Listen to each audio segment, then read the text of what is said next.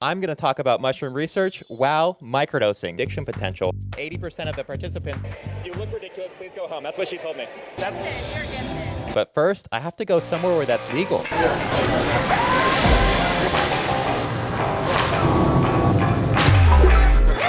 Every drug is illegal over here. Marijuana, cocaine, the methamphetamine, heroin, everything is illegal. Mushrooms?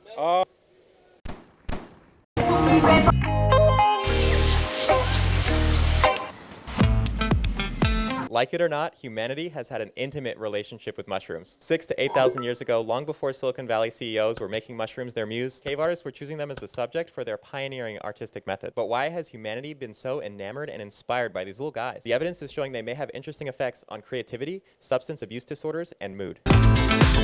Dental, 401k, and magic mushrooms. Some companies are now seriously offering psychedelics to treat mental health. Because I know too many guys, too many vets that have benefited from controlled psychedelics. And in controlled settings in medical environments with these drugs, they're actually seeing amazing results. We have SSRIs, and for many people, they may be the best choice of the limited options we have. That is a conversation to have with your doctor, but still they have many side effects. And the efficacy for treating depression is there, but it's not particularly impressive. In these studies, they mostly use pure mushroom active, so I'm going to list the very rough equivalent of dried mushrooms on the screen. For example, in one study, they gave people 20 and then 30 milligrams of mushroom active over 2 sessions with supportive therapy and found impressive reductions in depression scores. And while there was no placebo, they did use a randomized staggered control. However, a more recent and much larger placebo-controlled study found that a single dose of 25 milligrams of mushroom active significantly reduced depression scores for those that had received mushroom treatments versus controls. However, with macrodoses of mushroom active, it's hard to truly control. They knew they were in a mushroom study, and most people can tell when they're on mushrooms. But it's incredible because they showed roughly the same effectiveness on depression as SSRIs,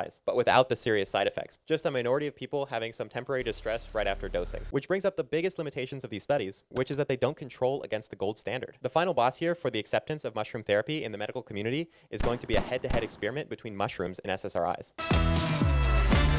And mushrooms are exceptionally safe, non-toxic, and have a low addiction potential, which is why I'm so unbothered trying them here. My only qualm was a legal one. For example, the safety ratio is how the normal dose compares to the lethal dose. For drinking, it's 10. You drink 10 times more than the normal amount, you're dead. For mushrooms, it's estimated to be 1,000. If you wanted to unalive yourself with this fungus, you would have to spend months training as a professional regurgitator first. And mushrooms don't seem harmful for your brain either. In fact, they might be neuroprotective. More research is needed, but early work suggests that mushrooms and related substances may be good candidates for preventing Alzheimer's and cognitive decline, such as this recent paper demonstrating that mushroom active caused rapid growth of neurons in rats whose brains we are allowed to access, unlike in human studies. And the psychological distress some people can get from the psychedelic experience doesn't seem to be as big of an issue with microdosing, as it isn't really a psychedelic experience at all, although more research is needed. More science to come, but now my subjective experience as the medical gonzo journalist I've become.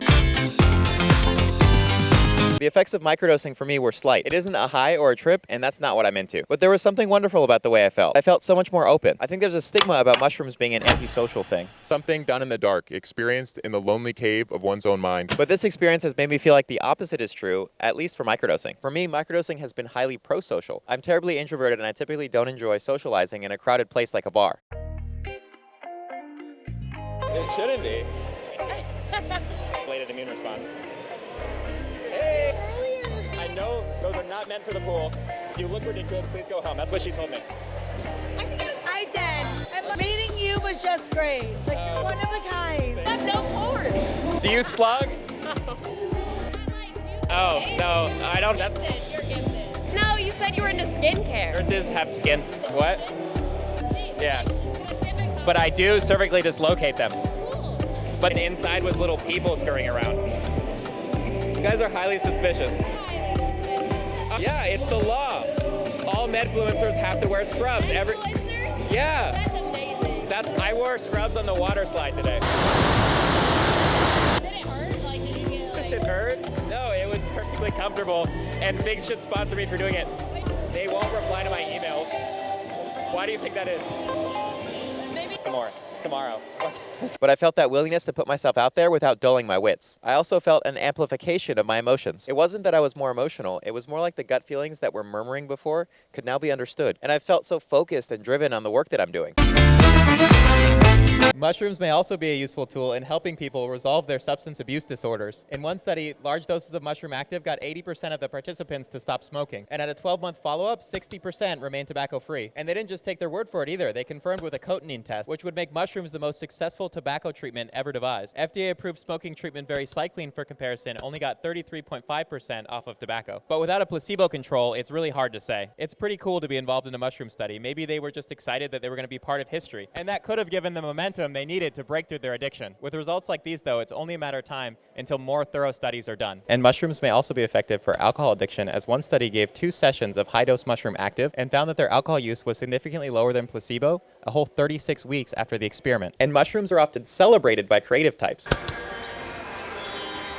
However, the highest quality placebo-controlled paper I saw found small decreases on a creativity test during a large mushroom macrodose experiment. However, the group that received the mushroom treatment reported increased creativity on a post-experiment survey. The snarky authors suggested that mushrooms might just make you feel more creative and not actually be more creative. And creativity in this context is defined as that ability to generate ideas, solutions, or products that are both novel and appropriate. And there may be truth to this type of test. Creativity experts leave a comment. But as a creative person, I also feel that everyone has the ability to create. And the belief that one is creative is the most important factor. If you don't think you can create, you won't create. You know, what we believe has power.